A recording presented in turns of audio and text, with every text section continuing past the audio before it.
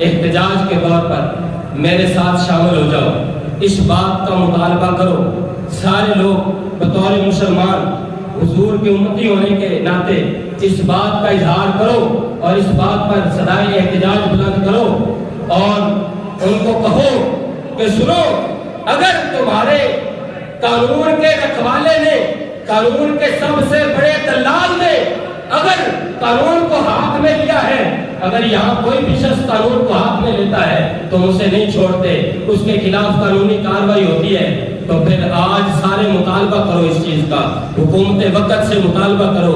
اگر اس نے پاکستان کے قانون کے خلاف کیا ہے تو آرٹیکل 6 کے تحت اس شخص کے خلاف مقدمہ دائر کیا جائے، اس کو خود عدالت کے کٹہرے میں کھڑا کیا جائے اور کم از کم سزا اس کی یہ ہونی چاہیے کہ اس کو پھانسی پر لٹکایا جائے۔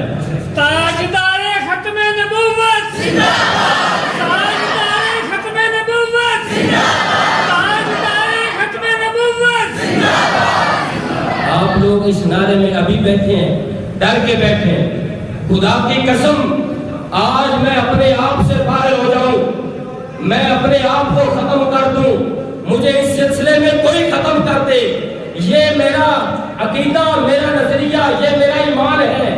آپ لوگ ہر بات میں ڈرتے رہتے ہیں، پتہ نہیں کب جاگیں گے مسلمان، پتہ نہیں کب اٹھیں گے مسلمان، پتہ نہیں کب ان کے دل کے اندر کوئی جرأت آئے گی۔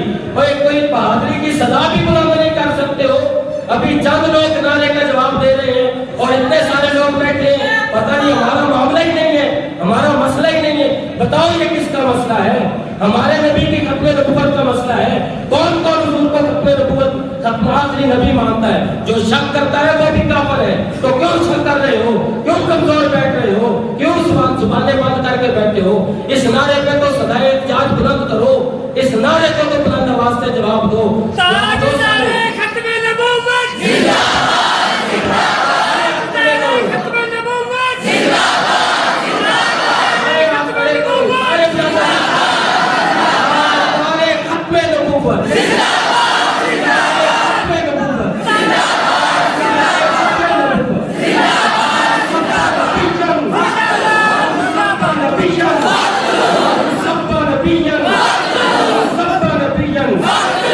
اللہ تعالیٰ ہمارے ملک پاکستان کی حفاظت فرمائے، اور جو اس میں بدامنی پھیلانا، یہ ہے بدامنی، یہ ہے بدامنی۔ تم نے ہمارے بجلی کے بل بڑھائے، ہم نے کچھ کیا؟ میں نے یہاں پر اس بات کی کچھ صدا بلند کی، گیس کے بل بڑھے، مہنگائی حد سے زیادہ ہو گئی، روٹی غریب کی پہنچ سے دور ہو گئی، کبھی ہم نے اس طرح کی بات کی یہاں پر؟ آپ سے میں نے کوئی نعرہ لگوایا، کوئی احتجاج کروایا؟ نہیں۔ روٹی کے بغیر بھی ہم جی سکتے ہیں، ہم مہنگائی کو برداشت کر سکتے ہیں، لیکن حضور کی عزت ہمارے لیے وہ معنی رکھتی ہے کہ اس کے بغیر ہم مر تو سکتے ہیں، اسے ہم برداشت نہیں کر سکتے۔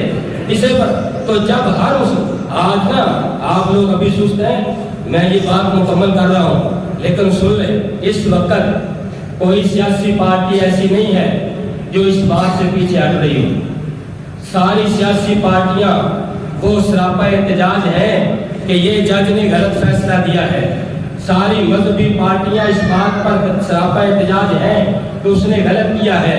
ہر عالم دین بغیر کسی مقطع فکر کی تفریق سے، بغیر کسی مسلک کی تفریق کے، بغیر کسی اختلاف کے، پوری امت مسلمہ اس بات پر سراپا احتجاج ہے کہ یہ غلط ہوا ہے۔ بتاؤ یار، جب مسلمانوں کے دل چھلنی ہوئے، جب ہمارے ایمان پر حملہ کیا گیا ہے، حضور کی عزت پر حملہ کیا گیا ہے، بتاؤ ہم اسے برداشت کر سکتے ہیں؟ تو بدامنی کس نے پھیلائی؟ مسجد میں ممبر پر بیٹھے مولوی نے پھیلائی؟ بدامنی کسی دکاندار نے پھیلائی؟ بدامنی کسی صدائے احتجاج بلند کرنے والے نے پھیلائی؟ نہیں، یہ ملک کے اندر افراتفری اور بدامنی اس ادارے کے بڑے نے، اس بڑے جج نے پھیلائی ہے۔ یہ ملک کے اندر بدامنی تم پھیلا رہے ہو، کوئی اور نہیں پھیلا رہا۔ اگر ملک کے اندر امن چاہتے ہو تو پھر اللہ اور اس کے رسول اور شاعر اسلام کے خلاف حد افزائی کرنی چھوڑ دو۔ اگر ملک میں امن چاہتے ہو، مسلمان ہر چیز کو برداشت کر سکتے ہیں، اپنے لیے ہر دکھ تکلیف برداشت کر سکتے ہیں، لیکن اللہ اور اس کے رسول کی ذات کے خلاف کچھ نہیں برداشت کرتے۔